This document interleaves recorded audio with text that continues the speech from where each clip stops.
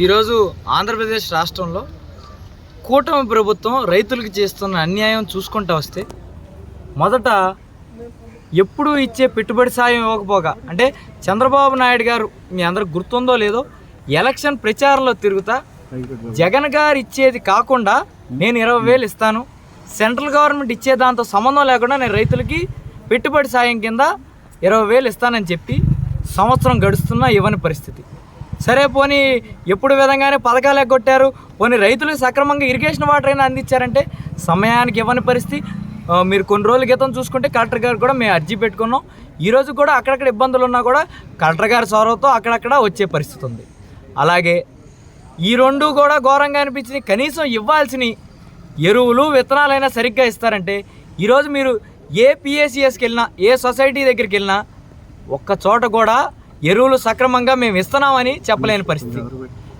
ఉన్నయే అరకొర అంటే ఆ అరకొరలో కూడా అప్పుడెప్పుడో మన అచ్చెన్నాయుడు గారు చెప్పారు, పచ్చబిళ్ళ ఎవరైతే వాళ్ళకి ఇమ్మన్నట్టు ఎవరైతే తెలుగుదేశం వాళ్ళు పాప జనసేన వాళ్ళకి కూడా దిక్కులేదు, ఆ తెలుగుదేశం సంబంధించి రైతులు ఉన్న వాళ్ళకి మెల్లగా యూరియా ప్యాకులు కానీ లేదా ఏమన్నా ఎరువులు ఇంకేమన్నా ఉంటే వాటిని ఇచ్చే పరిస్థితి, డిఏపి కానీ అది కానీ.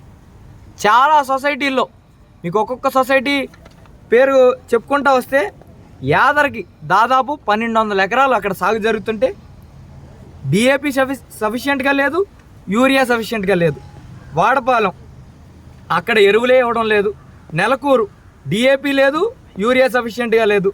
చిన్నాపురం యూరియా అసలు లేనే లేదు, ఒక ప్యాకెట్ కూడా తెచ్చిన పాపం లేదు. అలాగే డిఏపి లేదు. గుండుపాలెం డిఏపి లేదు. భోగిరెడ్డిపల్లి డిఏపి లేదు, యూరియా లేదు. సీతారాంపురం లేదు. ఇక ఇక్కడి నుంచి సీతారాంపురం కానీ, శివగం కానీ, బందరకోట కానీ, చిలకలపూడి కానీ, అరిసేపల్లి కానీ అసలు ఇవేమి ఒక్క చోట కూడా, గోకవరం కానీ, కానూరు కానీ అసలు వీటిలో డిఏపి లేదు, యూరియా లేదు. అంటే రైతులను ఏం చేయమంటారు? ఇంకా రైతుకు వచ్చిన ఇబ్బంది ఏంటి? ఇప్పుడు మీరు డిఏపి కానీ యూరియా ఇవ్వకపోతే రైతు పంట వేసుకోవడం మాట కదా. అతను తెచ్చుకోవడానికి బయట ఒక్కొక్క బ్యాగుకి 100 రూపాయలు అదనంగా కలెక్ట్ చేసే కదా. బయట వ్యాపారస్తులు లాభం కోసమే చూసుకుంటారు కాబట్టి 100 రూపాయలు 50 రూపాయలు పైపెచ్చిగా అమ్మే పరిస్థితి. కనీసం లోకల్గా మంత్రి గారు ఈ పరిస్థితి కోసం రైతుల దగ్గరికి వెళ్ళేది లేదు, మొన్న లేదు, ఇప్పుడు లేదు. ఎరువులు ఉన్నాయో లేదో చూసుకునే పరిస్థితి లేదు ఆయనకి, బాగా బిజీగా ఉన్నారు. కనీసం ఎవరైనా నాయకులు వెళ్ళి కనుక్కుంటున్నారా? ఇప్పటికైనా చెప్తున్నా, రైతుల్ని ఆదుకుంటాం అని మైకుల ముందు చెప్తే సరిపోదు. రైతుల దగ్గరికి వెళ్ళి ఏంటి ఇబ్బంది అని కనుక్కొని అది సత్వరమే పరిష్కారం చేయాలి. మేము వచ్చి అంటే ఇప్పుడు కలెక్టర్ గారు లేరు, జాయింట్ కలెక్టర్ గారు ఇన్ఛార్జ్గా ఉన్నారు. జాయింట్ కలెక్టర్ గారిని అడిగితే ఏమండి మేము ముందు కంటే ఎడిక్వేట్గా ఇప్పుడు ఇస్తున్నామని జాయింట్ కలెక్టర్ గారు చెప్పే పరిస్థితి. మరి ఆవిడ ఎక్కువ బ్యాగులు పంపిస్తున్నా అని చెప్తుంటే ఆ బ్యాగులన్నీ ఎవరు అమ్ముకుంటున్నారు? కలెక్టర్ గారేమో మేము కావాల్సిన దానికంటే ఎక్కువే పంపుతున్నామండి అనేమో కలెక్టర్ గారు చెప్తుంటే, మరి అక్కడ పిఏసిఎస్లో లేదంటే ఈ దారిలో మంత్రి గారు అనుచరులు లేపేస్తున్నారా, ఇంకెవరు లేపేస్తున్నారని అడుగుతున్నా.